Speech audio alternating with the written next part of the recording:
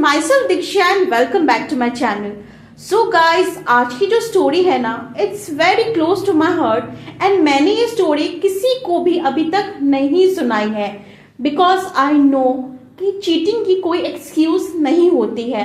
And जब किसी को भी पता चलेगा कि मैंने अपने बेस्ट फ्रेंड पर चीट किया था, देन everyone will feel कि मैं ही रॉन्ग हूँ। एंड उसी डर के वजह से ना मैंने ये स्टोरी अभी तक किसी से भी शेयर नहीं की है। बट आफ्टर थिंकिंग मैंने सोचा कि मैं ये स्टोरी आप सबके साथ शेयर करूंगी and I really want to know कि आप ये स्टोरी कंप्लीटली सुनिए और मुझे बताइए क्या मैं रियली उस सिचुएशन में मैंने जो किया वो सही था या गलत। बट ट्रस्ट मी गाइस, उस सिचुएशन में मेरे पास बस यही लास्ट ऑप्शन बचा था। तो चलिए डायरेक्टली स्टोरी पर जाते हैं। अगर आपने मेरी पहले की कहानी सुनी होगी देन यू ऑल नो कि मैं बहुत ज्यादा इंट्रोवर्ट हूँ एंड मुझे ना दोस्त बनाने में बहुत ज्यादा टाइम लगता है। और मेरे जो क्लास के जितने भी सब स्टूडेंट्स थे ना, they used to bully me and मैं उनमें से तो किसी के साथ भी फ्रेंड नहीं बनाना चाहती थी। इसलिए ना मेरा छोटा दिमाग, मैंने ये सोचा था कि हमारे स्कूल में जब भी कोई स्टूडेंट आएगी हमारे क्लास में, मैं उससे फ्रेंडशिप करूंगी। इसलिए मैं क्या करती थी ना, हर बार जब भी हम एक नए क्लास में प्रमोट होते थे, वो क्लास का जो पहला दिन होता था, I used to go first उस दिन, ताकि जो भी कोई नई लड़की आए मैं उससे अपना दोस्ती कर सकूं। ऐसे मैंने बहुत लंबा इंतजार किया एंड वो दिन आ गया जब हम क्लास 8 से क्लास 9 में प्रमोट हुए थे। और वो क्लास 9 का पहला दिन मैं जल्दी स्कूल में चली गई थी, बस यही सोचकर कि अगर उस दिन कोई भी एक न्यू स्टूडेंट आती है तो मैं उससे दोस्ती कर लूंगी।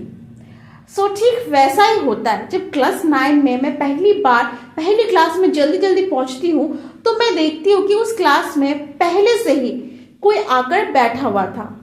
So let's call her Ada. I really used to like her. She was like my sister. तो वो ना सेकंड बेंच पे बैठी हुई थी एंड जब मैंने उसे देखा ना, my eyes just sparkled. मतलब मुझे ऐसा लगा कि चलो फाइनली मेरा इंतजार खत्म हुआ and I will get a new friend. And मेरे लिए ना स्कूल बहुत ही बोरिंग सा था because there were no friend. मेरे पास अपना टिफिन शेयर करने के लिए या साथ में बैठने के लिए ना कोई भी नहीं था। इसलिए I don't use to love to go to school. And school में ऐसे बहुत सारे इंसिडेंट्स हुए थे जो मुझे बिल्कुल भी मुझे अलाउ ही नहीं करता था कि मैं स्कूल जाऊं। बस मम्मी के खौफ से मैं स्कूल जाती थी। तो जब मैं अदा से मिली ना, तो अदा was completely different. She was extrovert. उसने ना पहली मुलाकात में मुझसे इतनी सारी चीजें शेयर की कि उसका पापा का ट्रांसफर हुआ है इसलिए वो यहाँ पर आई है, उसके प्रीवियस कौन फ्रेंड्स थे, उसका कितने मार्क्स मिले, ईच एंड एवरीथिंग। मतलब थोड़े टाइम में ना हमारे वाइफ्स इस तरह से सेट हो गए कि मैंने सोच लिया बस शी इज माई फ्रेंड, अब मैं स्कूल में अकेले नहीं रहने वाली हूँ। एंड अदा बिकेम माई फ्रेंड तो नहीं, मतलब she became more than a friend, like a sister. ठीक है, तो अदा के साथ अब स्कूल ना मुझे बहुत अच्छा लगने लगा था। स्कूल में जाना, फिर टिफिन शेयर करके खाना, एक साथ जब गेम्स पर हम लोग बंक करके एक साथ पूरा ग्राउंड में घूमते थे तो बहुत मजा आता था। तो एक दिन ना, एंड इनफैक्ट ना मेरे टीचर्स जो थे वो लोग ने भी देखा कि वाह ना दीक्षा इज हैप्पी, उसको भी एक फ्रेंड मिल गया। एंड माय टीचर्स वे ना, मैक्सिमम टीचर्स जो थे वो बहुत अच्छे थे, एक दो को छोड़कर बाकी सारे टीचर्स बहुत अच्छे थे। एंड वो लोग भी ना खुश थे मेरे लिए क्योंकि मुझे एक फ्रेंड मिल गया था and I was so happy. So अदा ना एक दिन मुझसे कहती है कि उसे ट्यूशन चाहिए। सो मैं एक बार बता दूं, जो मेरे स्कूल है ना वो एक हाईवे में था, मतलब वो हाईवे साइड में था और मेरा घर ना मेन टाउन में था। तो मेरे घर से उस स्कूल का डिस्टेंस 1.5 से 2 घंटे के बीच में होता था। सो अदा का घर स्कूल के ठीक सामने था। तो अदा ना बस पे नहीं आती, she used to come by walking क्योंकि उसका घर बहुत ही सामने था। एंड वहां पर हमारे स्कूल के अलावा बहुत सारे स्कूल थे। तो मैंने कहा कि तुम अगर मेरे यहाँ पर ट्यूशन करने के लिए आओगे जहाँ पर मैं ट्यूशन करती हूँ तो तुम्हें तो घर पहुँचने में बहुत लंबा समय लग जाएगा। एंड फिर तो तुम कब जाओगी घर में, फिर कब होमवर्क करोगी, कब खाना खाओगी, कब सोओगी, और तुम्हें बहुत ज्यादा लेट हो जाएगा। उससे अच्छा है कि तुम घर के पास में किसी ट्यूशन ले लो क्योंकि वहां पर बहुत सारे कोचिंग क्लास भी थे, बिकॉज बहुत सारे स्कूल से वहां पर तो कोचिंग क्लास भी थे। बट अदा वॉज लाइक नो, मुझे तुम्हारे यहाँ पर ट्यूशन करने आना है, एक मुझे तुम्हारा साथ मिलेगा, you will there with me, and also मुझे मौका मिलेगा अगर मैं दूर आकर के ट्यूशन करूंगी तो मैं लेट से घर जा पाऊंगी एंड मुझे मॉम कुछ बोल भी नहीं पाएगी। एंड यू नो, अदा के जो पेरेंट्स थे ना, दे वर वेरी ओपन माइंडेड। उनको ना उतना कुछ प्रॉब्लम नहीं था अगर अदा घर लेट से भी जाती होगी तो। एंड ऑल्सो ना अदा के पास फोन भी था उस टाइम में एंड जिसको वो फुल टाइम यूज करती थी, फ्रेंड्स के साथ घूमना ये सब अलाउड थे। Whereas in my home my parents were very strict. मेरे पास फोन नहीं था, बस जब मैं ट्यूशन जाती थी फॉर कम्युनिकेशन मुझे मिलता था फोन। बट उसके अलावा मुझे याद नहीं कि कभी मैंने बस ऐसे बात करने के लिए अपने फ्रेंड से कॉल किए हों। कभी कभी हो सकता है कि कुछ इंपॉर्टेंट नोट्स के लिए या मैं स्कूल नहीं गई तो पूछने के लिए मैंने कॉल कर लिया होगा, बट उसके अलावा मैंने कभी भी ऐसा रैंडमली अपने दोस्तों के साथ बैठकर बात करने के लिए मुझे फोन करना उतना अलाउड नहीं था। इनफैक्ट मैं बाहर कहीं अकेले भी नहीं जाती थी, इसलिए मुझे लोकेशन का ना उतना पता नहीं रहता था। I always use to go with my parents. And ना मैं ऐसा भी नहीं था कि मैं अपने दोस्तों के साथ घूमने जा रही हूँ, कुछ ऐसा भी नहीं था। बस मुझे याद है कि क्लास 9 को ना टीचर डे ऑर्गेनाइज करना पड़ता था, तो जो हमारे घर के सामने का मॉल था उसमें से हम लोग शॉपिंग करने वाले थे गिफ्ट्स वगैरह के। तभी मैंने बहुत ही रो धोकर मिन्नतें कर अपने पेरेंट्स से परमिशन लिया था ताकि मैं अपने दोस्त के साथ जाकर गिफ्ट्स वगैरह खरीद सकूं। तो मेरे पेरेंट्स बहुत स्ट्रिक्ट थे। अब जब अदा हमारे यहाँ पर ट्यूशन करने आई ना, आई वॉज वेरी हैप्पी क्योंकि स्कूल के साथ साथ अब अदा मेरे साथ ट्यूशन में भी रहने वाली थी। So that's why I was very happy.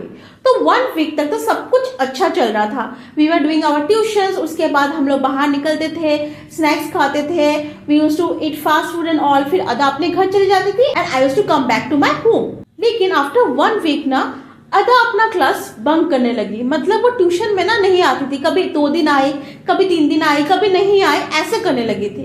तो आई यूज्ड टू थिंक कि हो सकता है कि दूर हो, इससे ट्रैवल करने में दिक्कत हो रही हो, इसलिए शायद अदा नहीं आती होगी। लेकिन उसने मुझे बताया कि वो ना ट्यूशन क्लासेस बंक कर रही थी। सो हमारे जो क्लासेस होते थे ना 9, 10 का, वो ग्राउंड फ्लोर में होते थे एंड 11, 12 का ग्रेजुएशन जो है ना वो टॉप फ्लोर में था।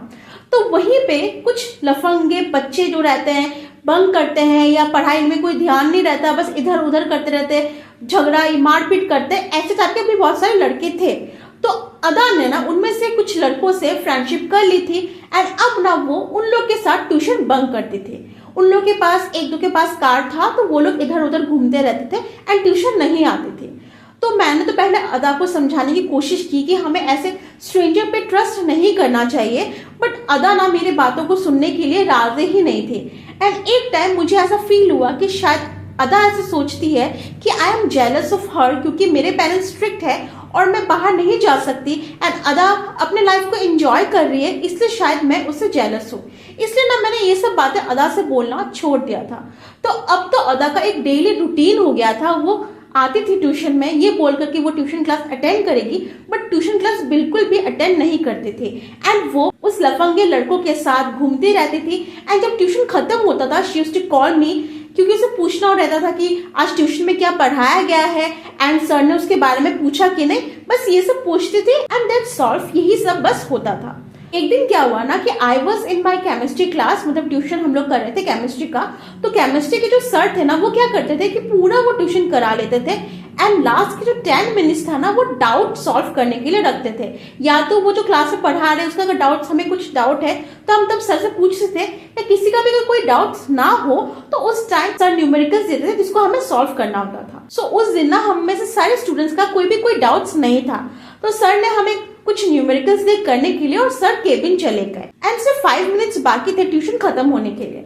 सो हम लोग न्यूमेरिकल सॉल्व कर रहे थे, तभी ना अदा का बार बार कॉल मेरे पास आ रहा था एंड आई न्यू कि अदा तो कॉल करती है बिकॉज ट्यूशन खत्म होने के बाद उसका एक रिचुअल था कि she always used to call me asking that कि सर ने क्या पढ़ाया है एंड ऑल्सो उसके बारे में पूछा गया है कि नहीं। बट जब अदा का कॉल आ रहा था ना तो मैंने डिस्कनेक्ट कर दिया, और अक्सर जब भी कभी अदा का कॉल आता था और अगर मैंने उसको डिस्कनेक्ट कर दिया तो वो समझ जाती थी कि आई एम द ट्यूशन, तो वो मुझे बार बार कॉल नहीं करती थी बिकॉज शी न्यू कि ट्यूशन खत्म होने के बाद मैं उसे कॉल बैक करूंगी।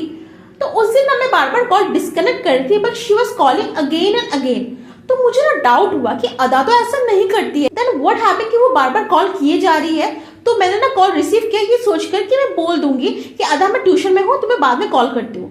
But when I receive the call I heard कि अदा रो रही है and the situation was panic.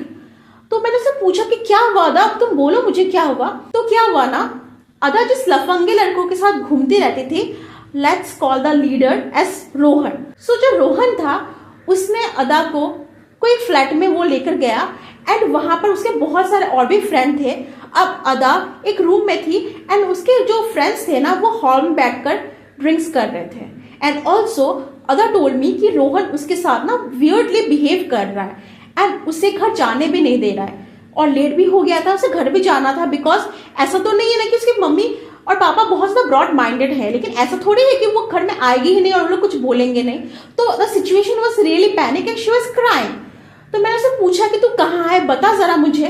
तो वो बोलती है मुझे नहीं पता, क्योंकि वो नहीं थी स्टेट पे, उसे पता भी नहीं कि कौन सा जगह पे है और गाड़ी से कहीं शायद गली उली से लेकर गए होंगे, तो उसे एग्जैक्टली नहीं पता था कि वो किस लोकेशन में है।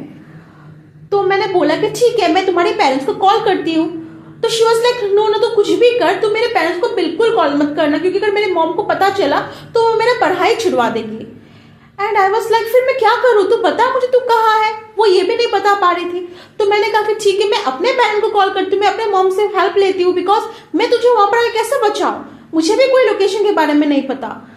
तो अदा कहती है कि नहीं तू किसी को भी मत फोन कर, तू किसी भी तरह आ और मुझे यहाँ से लेकर जा, मुझे बस बचा ले। एंड मैं भी बहुत ज्यादा डर गई थी because she was my best friend come sister. मैं उसे इस तरह की ट्रबल सिचुएशन में अकेले नहीं छोड़ सकती। तो मैंने क्या कहा ना कि मैंने बोला कि तेरे पास तो मोबाइल है, तू अपना लाइव लोकेशन चेक कर। और मैं वहां से ट्यूशन क्लास से अपना सारे सामान को बैग में डाला। हमारा जो क्लास था ना वहां पर सीसीटीवी भी था, मैं अगर वहां पर सर को बिना बताए निकलती तो सर को पता भी चल जाता, लेकिन उस टाइम मेरे पास दिमाग में ये था कि मुझे किसी भी तरह मेरे बेस्ट फ्रेंड को बचाना है। मैंने बस अपना बैग लिया और मैं वहां से दौड़ी। एंड जो क्लास के बच्चे थे ना उन्होंने भी समझ रहे थे कुछ तो गड़बड़ है, बोले मुझसे पूछ रहे थे कि क्या हुआ दीक्षा बोलो। मैं बस उसको ऐसे हाथ दिखाया मैंने उन लोगों को एंड मैं वहां से निकल गई, क्योंकि मुझे किसी भी तरह अदा को बचाना था। तो मैंने अदा से कहा कि तू एक काम कर, तू कॉल में ही रह और तू मुझे बता कि तू किस लोकेशन में है, कि तू कॉल डिस्कनेक्ट मत करना। फिर अदा ना अपना लोकेशन चेक करती है एंड थैंक गॉड वो जो लोकेशन देती है ना, मुझे उस लोकेशन के बारे में पता था कि वो लोकेशन मेरे घर से जस्ट 10 मिनट्स के डिस्टेंस में था बाय वॉकिंग। तो मैं अदा से कहती हूँ कि तू जिस लोकेशन में है वो एक रेजिडेंशियल एरिया है, वहां पर उतनी सा दुकान नहीं है, तो किसी भी तरह रोहन के घर से निकल, गली उली में नहीं जाकर के एक बहुत बड़ा सा गली था उसे तो बाहर निकल और मेन रोड पे तू आ। मेन रोड के जो लेफ्ट हैंड साइड में एक बहुत बड़ा सा अप्लायंस शॉप है, तो वहां पर खड़ा रहे, वहां पर तो तुझे कोई हार्म नहीं कर सकता। तो अदा वाज लाइक कि ओके मैं निकलती हूँ। तो मैंने बोला कि तू फोन पे ही रहना। तो अदा बोलती है कि मेरे फोन पे तो चार्ज ही नहीं है। अब ओ गॉड फोन पे चार्ज नहीं है, अब मुझे पता कैसे चलेगा कि वो लोकेशन पहुंची कि नहीं पहुंची।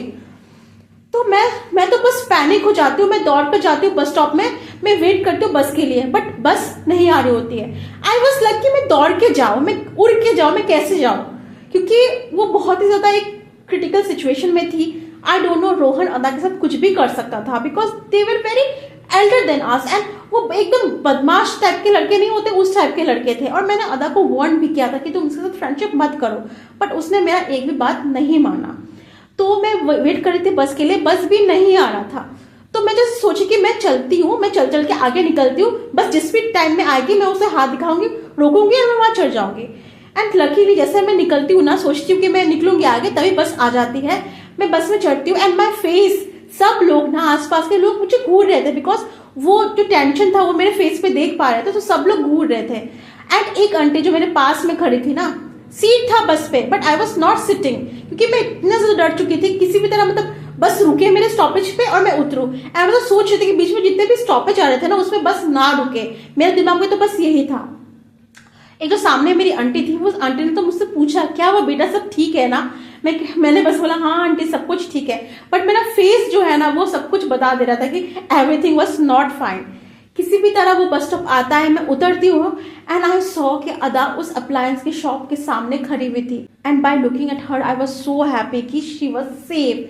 मैं जैसे अदा के पास पहुंची, अदा ना जोर जोर से रोने लगी because obviously she was scared. एक बहुत ही खतरनाक सिचुएशन से वो बाहर निकल करके आई है, she was very scared and वो रोने लगे। एंड वो ऐसे रो रही थी ना कि आसपास से जो भी लोग जा रहे थे हम लोग को देख रहे थे, मतलब पता नहीं दोनों लड़कियों को क्या हो गया है, ये रास्ते के बीचों बीच क्यों रो रही है, सब लोग ऐसे देख रहे थे। एंड जिस अप्लायंस शॉप के बाहर मैंने अदा को रोकने के लिए बोला था ना, वो मेरे पापा के फ्रेंड के थे। नाउ जब उन्होंने मुझे देखा तो वो फ्रेंड, जो पापा के मेरे फ्रेंड थे, वो अंकल भी निकल के आए एंड उन्होंने मुझसे पूछा कि क्या हुआ। अब जो सच हुआ वो तो मैं नहीं बता सकती थी। तो मैं कहा ना कि एक बाइक पे एक लड़का आदा का फोन छीन के भागने वाला था, लेकिन वो बच गए। तो अंकल ने भी समझा, सोचा कि यही सच बात है, तो वो हमको अपने दुकान के अंदर लेकर गए। उन्होंने हमें कोल्ड ड्रिंक्स वगैरह पीने के लिए दिया। अदा थोड़ी शांत हुई, मैंने उसे समझाया और उससे ना मैं अपने घर लेके गई, क्योंकि वहां से मेरा घर ज्यादा दूर में नहीं था। तो उस दिन ना मेरी मॉम भी घर पे नहीं थी, क्योंकि कुछ काम से बाहर गई होगी। तो मैंने अपना स्नैक्स वगैरह बनाया, अदा को दिया, उसे शांत किया एंड कुछ देर बाद मैंने उसको बस स्टॉप पे छोड़ा एंड अदा अपने घर चली गई। एंड आफ्टर दिस इंसिडेंस मैंने अदा से प्रॉमिस मांगा कि प्लीज तू कुछ भी हो जाए, मैं ये बात किसी से भी शेयर नहीं करूंगी, बट कुछ भी हो जाए तो इस तरह के लफंग लड़कों के साथ प्लीज दोस्ती मत कर एंड तू अपना ट्यूशन कंटिन्यू कर, क्योंकि अभी एग्जाम्स भी सामने आने वाले हैं। इस तरह से अगर चलता रहा तो पास करना बहुत मुश्किल हो जाएगा। तो अदा ने भी ना मेरी बात मान ली एंड उसने भी ना ट्यूशन क्लासेस आना शुरू कर दिया। लेकिन after 1 week again everything started. फिर से अदा, अब रोहन के साथ तो वो बात नहीं कर रही थी, तो रोहन का जो राइवल था, दूसरा एक लड़का था, लेट्स कॉल गौरव, अब वो ना गौरव से फ्रेंडशिप करने लगी थी एंड गौरव के साथ उसके बाइक में घूमते रहते थे। अब मुझे एक पॉइंट में लगाना, अदा को समझाना मेरी बस की बात नहीं है। इससे धीरे धीरे ना मैं अदा से दूर होने लगी, बिकॉज अभी ना वो ट्यूशन के साथ साथ स्कूल भी बंक करने लगी थी। वो मम्मी को ये कहकर घर से निकलती थी कि वो स्कूल जा रही है एंड वो ना स्कूल नहीं जाती थी, वो गौरव के साथ पता नहीं इधर उधर कहीं जाती रहती थी। सो अब ना हमारा एग्जाम्स आने वाला था, स्कूल से हमें स्टडी लीव मिल गया था एंड ट्यूशन में भी कोर्स खत्म हो गया था, तो हमारा ट्यूशन भी बंद था। अभी 1 वीक के बाद एग्जाम चल रहा था एंड मैं ना एग्जाम के लिए प्रिपेयर कर रही थी घर में। एंड अब अदा से जो बातचीत भी होता था वो भी खत्म हो चुका था, बिकॉज ट्यूशन भी जाना नहीं हो रहा था, स्कूल में भी जाना नहीं हो रहा था, तो अदा के साथ जो बातचीत होता था वो भी खत्म हो चुका था। तो एक दिन सडनली ना अदा के मॉम का कॉल मेरे पास आया। तो मैंने सोचा कि हो सकता है कि अदा अपने मॉम के फोन से मुझे कॉल कर रही होगी, तो मैंने कॉल रिसीव किया एंड मैं देखती हूँ कि उसकी मॉम रो रही है एंड शी वाज आस्किंग कि अदा मेरे साथ है या नहीं। तो मैंने कहा कि आंटी हमारा तो स्कूल बंद है, ट्यूशन क्लासेस भी खत्म हो चुके हैं, हम तो घर में एग्जाम के लिए प्रिपरेशन कर रहे हैं ना, तो अदा मेरे साथ कैसे हो सकती है। एंड आंटी वाज लाइक, पर अदा तो मुझसे ये कहकर निकल रही है कि हम ट्यूशन जा रहे हैं, स्कूल जा रहे हैं, मतलब वो ट्यूशन और स्कूल नहीं आ रहे थे क्या। अब मैंने लगा कि अरे यार मैंने अपने बेस्ट फ्रेंड को फंसा तो नहीं दिया है, तो मैं क्या बोलूं, मुझे कुछ समझ नहीं आ रहा है। तब आंटी ने मुझसे कहा कि अदा ने एक नोट छोड़ा है एंड वो ना घर से भाग गई है। एंड आंटी ने चारों तरफ ढूंढने की कोशिश कर ली, लेकिन अदा कहीं भी नहीं है। एंड आंटी को लगा कि शायद अदा मेरे साथ है, तो मैंने आंटी को बाकी सारे लोगों का फोन नंबर दिया ताकि वो उनसे बात कर सके कि अदा उनके साथ है कि नहीं। मैंने भी बहुत सारे फ्रेंड को कॉल किए, इनफैक्ट मैंने रोहन और गौरव का नंबर निकलवाया अपने फ्रेंड्स के थ्रू एंड मैंने गौरव और रोहन को भी कॉल किया। तो जब मैंने रोहन को कॉल किया तो वो तो अदा को पहचानने से ही इनकार कर रहा था एंड गौरव ने फोन रिसीव नहीं किया। अब मुझे भी बहुत ज्यादा डर लग रहा था कि पता नहीं अदा के साथ क्या हुआ है, क्योंकि वो इस तरह की हरकत हमेशा करती रहती है, पिछले बार भी इस तरह से वो कर रही थी, अब भी उसने यही हरकत किया। तो बस मैं वेट कर रही थी कि मुझे किसी भी तरह अदा के बारे में जानकारी मिल जाए। तभी क्या हुआ ना कि उसी दिन शाम को मेरे पास अदा का कॉल आया, ये कहते हुए कि वो रेलवे स्टेशन में है एंड उसने प्लानिंग किया था कि वो गौरव के साथ भाग जाएगी यहाँ से, बट एन मौके में गौरव ने उसे डिच कर दिया और रेलवे स्टेशन में छोड़कर ही कहीं चला गया। अब ना ही गौरव का कॉल लग रहा है और ना ही गौरव उसके पास वापस आ रहा है एंड वो मुझसे बोल रही है कि क्या मैं तुम्हारे घर एक दिन रह सकती हूँ। एंड उसके बाद वो नेक्स्ट दिन गुजरात चली जाएगी किसी स्ट्रेंजर्स फ्रेंड के साथ, मतलब किसी सोशल मीडिया प्लेटफॉर्म से उसने गुजरात में कुछ फ्रेंड्स बनाए थे एंड वो उस फ्रेंड्स के पास जाना चाहती थी क्योंकि उस फ्रेंड ने उससे कहा था कि वो उसके साथ रह सकती है। तो मैंने पहले तो अदा को समझाने की कोशिश की कि जिस फ्रेंड को तुमने देखा ही नहीं है, वो कम्प्लीटली स्ट्रेंजर है, तुम्हें नहीं पता कि वो तुम्हारे एज का है, तुमसे बड़ा है, कौन है, तुम उसके पास कैसे जा सकती हो, वहां तुम अगर जाओ तुम्हारे से कुछ गलत हो जाए तो। बट अदा तो मानने के लिए रेडी नहीं थी, वो कह रही थी कि नहीं वो लोग अच्छे हैं, मैं उनसे 2 साल से बात कर रही हूँ। बट 2 साल से बात कर रही तो क्या हुआ, तुम्हें कैसे पता कि वो इंसान कैसे है। बट वो तो बस मानने के लिए राजी ही नहीं थी। वो मुझे कह रही थी कि अगर ठीक है तुम अगर नहीं चाहती कि मैं तुम्हारे घर रहने के लिए आऊं, मैं नहीं आऊंगी, लेकिन मुझे समझाओ मत। तो मुझे लगा कि अगर अभी मैंने अदा को वहां अकेले छोड़ दिया तो वो पता नहीं गुजरात या कहाँ चली जाएगी एंड वहां से उसको ढूंढ कर लाना इज क्वाइट इम्पॉसिबल। तो मैंने बोला कि ठीक है, तू मेरे घर आ जा, तू मेरे यहाँ पर रह लेना। नाउ मेरे पेरेंट्स, मैं उनसे क्या बोलूंगी? मैं कोई अकेले तो रहती नहीं हूँ, कोई पीजी में नहीं रह रही हूँ, कोई हॉस्टल में नहीं रह रही हूँ, मेरे पेरेंट्स रह रहे हैं भाई मेरे साथ, में उन्हें क्या बोलूँ? लेकिन फिर भी मैंने चांस लिया because I want to save her. मैंने सोचा कि मैं मम्मी से कुछ भी बोल लूंगी। तो मैंने अदा को घर बुलाया, ये सोचकर कि अदा आएगी, मैं उसे समझाऊंगी।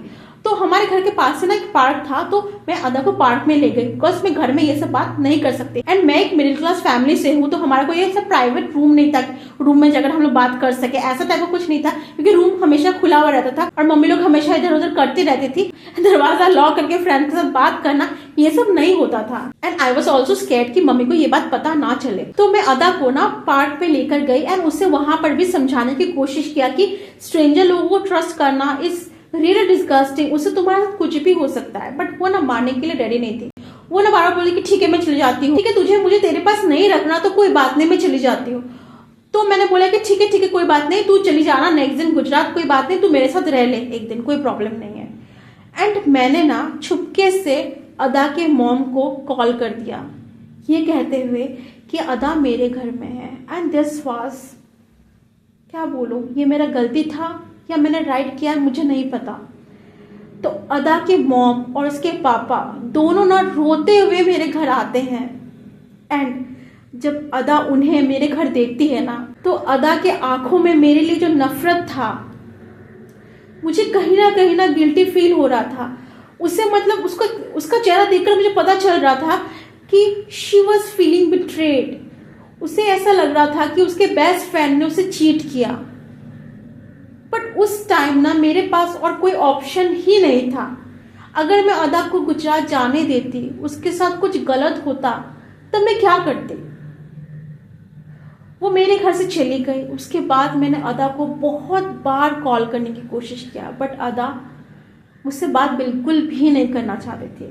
मैंने उससे ऑनलाइन प्लेटफॉर्म से भी कनेक्ट करने की कोशिश की बट वो मुझसे बात नहीं करना चाहती थी बिकॉज मैंने उसके आंखों में देख लिया था कि जो ट्रस्ट था वो टूट चुका था and I was really feeling guilty. मुझे नहीं पता कि मेरा ये वीडियो अदा तक जाएगा या नहीं जाएगा, वो कहाँ है, मुझे कुछ भी नहीं पता।